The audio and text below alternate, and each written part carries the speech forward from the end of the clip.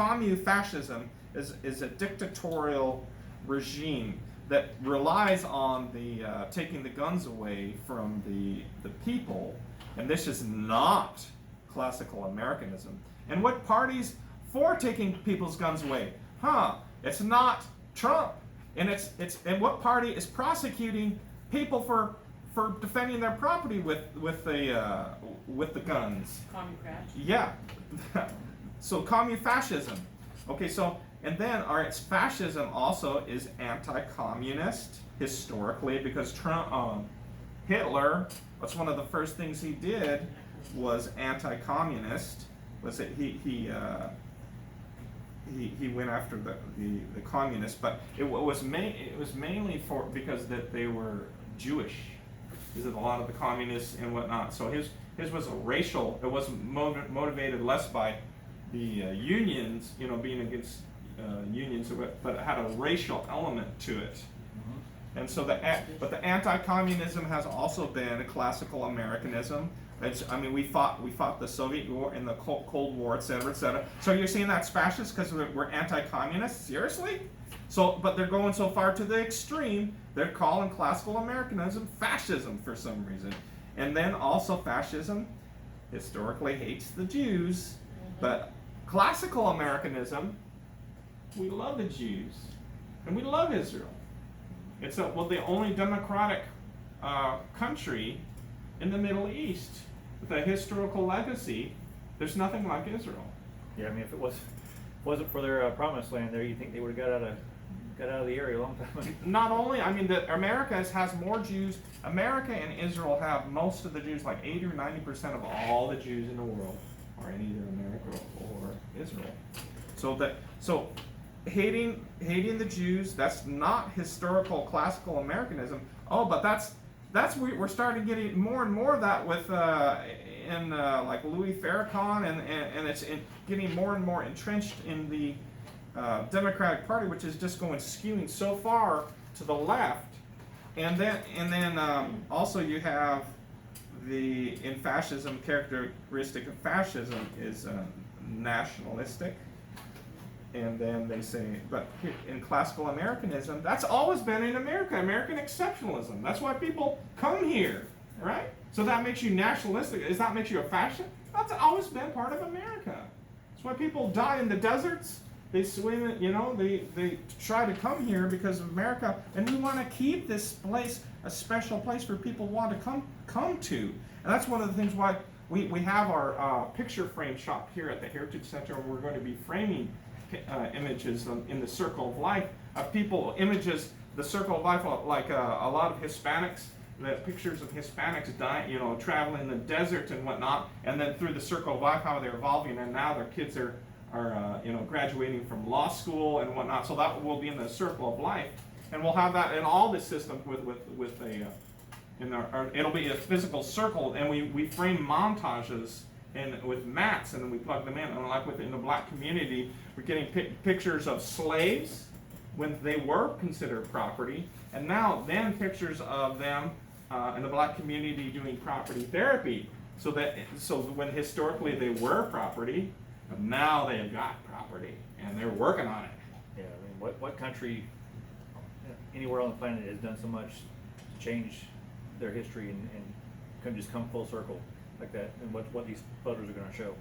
So this is so far from the slavery system, like wanting to freeload on people. That's like being slave master, trying to get being entitled like people to work. So you're still on the plantation if you want all these handouts and free stuff and whatnot. So it gets you nowhere. But if you are your own master on your own property, that takes you so far beyond the Circle of Life. It began in death and then and comes to life. And so we frame these in the Heritage Center.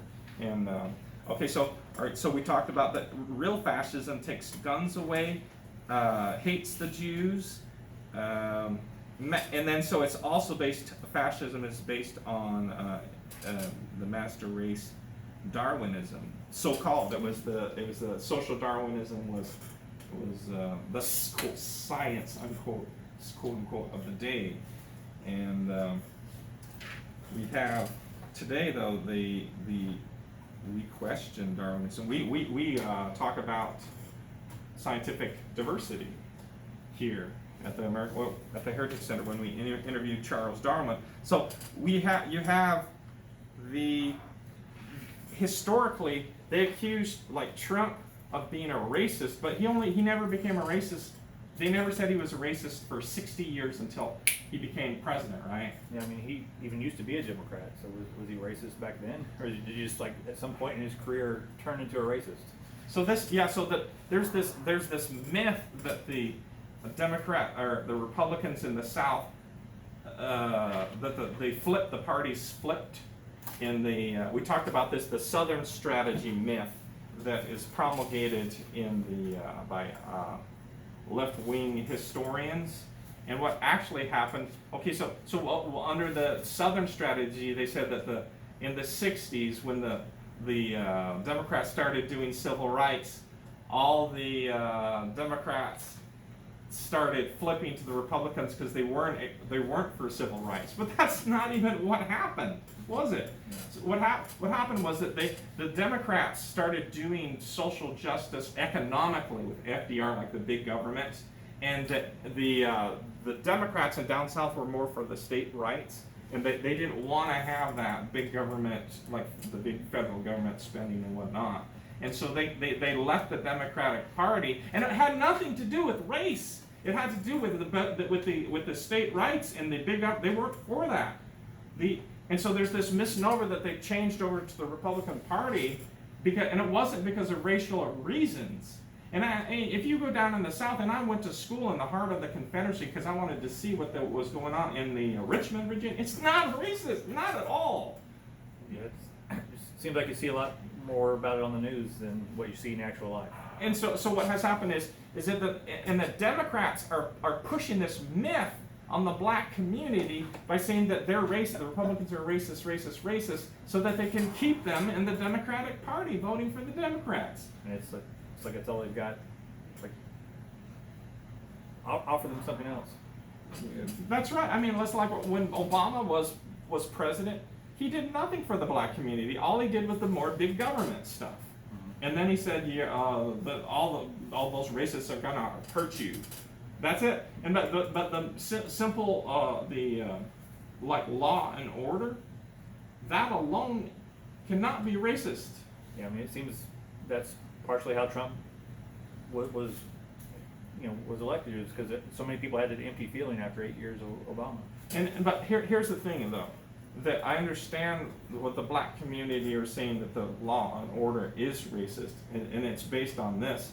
Who funds law and order? Enterprise. Businesses. Property owners.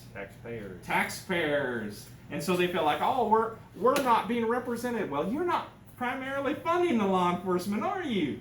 Yeah, I mean, the black enterprise is it's pitiful. Yeah.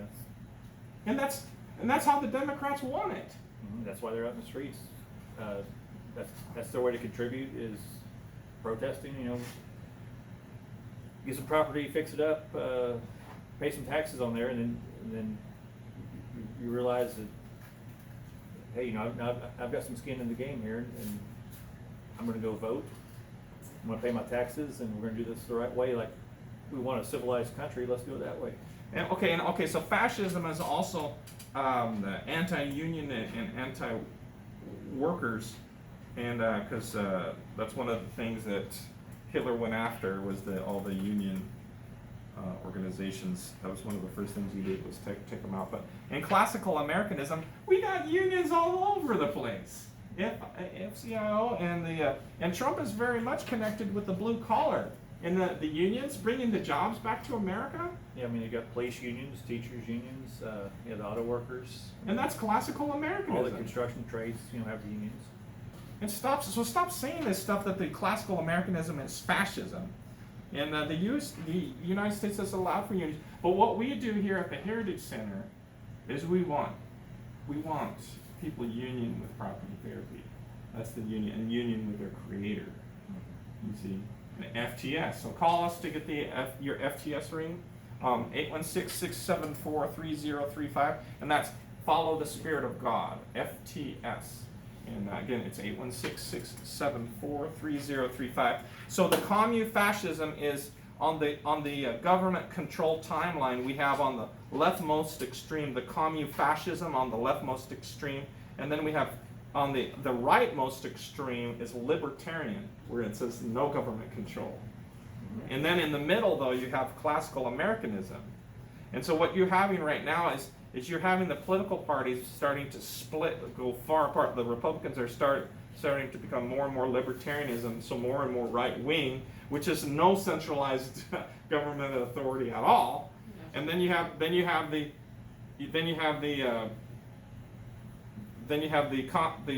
commune-fascism, which is left authoritarianism, and then but in the middle you have the classical Americanism.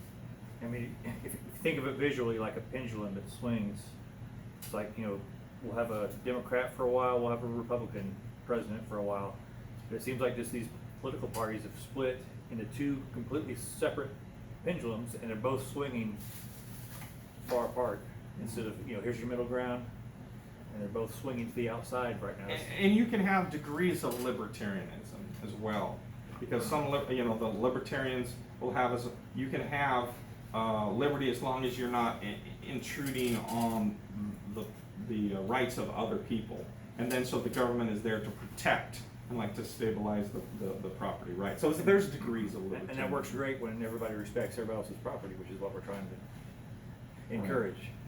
Yeah. So classical Americanism is not fascism just because Antifa says so, just because they've gone so far to the left, off the deep end for their Marxist state and wanting to create. They want to create so much instability and violence so that the government has to seize control and take over the property, and so the people will cry out for governmental power to seize control of everything. I mean, there's you hear so much about fake news these days. It's really a false narrative. There's so many times where they'll take a piece of something and just make it into something that's not, and just create a completely false narrative out of it, and then they'll run their agenda or whatever protests they want to run based on something, a little piece of something that might have been true, but then they blow it just way out of proportion, and the right's going to call that fake news. And if you just kind of stand back and just watch and get the facts later on what actually happened, you're just like, well, they've created a false narrative out of a little piece of something that might have had some truth to it. That's true. So we've talked property stories in the news and through the property therapy lens, which we use on the show. This is American Heritage Center Radio. It's every Thursday at 12 p.m. on the station here, and we have our YouTube channel. You can follow for those that have just tuned in. It's AHC Zion, and you can see our property therapy videos. For those that just tuned in, property therapy is when property has problems or issues that needs therapy. And taking care of property, it takes care of you. So, yeah, we're going to be adding to a lot of the how-to videos as we do different projects, and you hear us talking about them on the show. We'll have videos on there actually seeing us in action. So we always have, as part of the show, we have the Word and then the Word made flesh. So the action part is, how we get out there and not just talk, we do. That's where the tire meets the pavement, is get your tools out and show that you can get it done. So one of the property stories that we had this week was I was called as an expert witness in a property trial this week, and I was in court for 7 hours, and I was on the stand for like half hour testifying as an expert property witness in the realm of landlord-tenant experience, and it was regarding a trial on a cancellation or modification of a contract trial, and it was involved where the property owner said to the tenant there was some unclearness up front, and then whether what happened was the property owner had said to the tenant that take your money and go somewhere else. So the tenant went on another lease agreement, and then her life fell apart, and so it took her longer to get out of the place, but she was then strung out in 2 properties. So the issue was the justification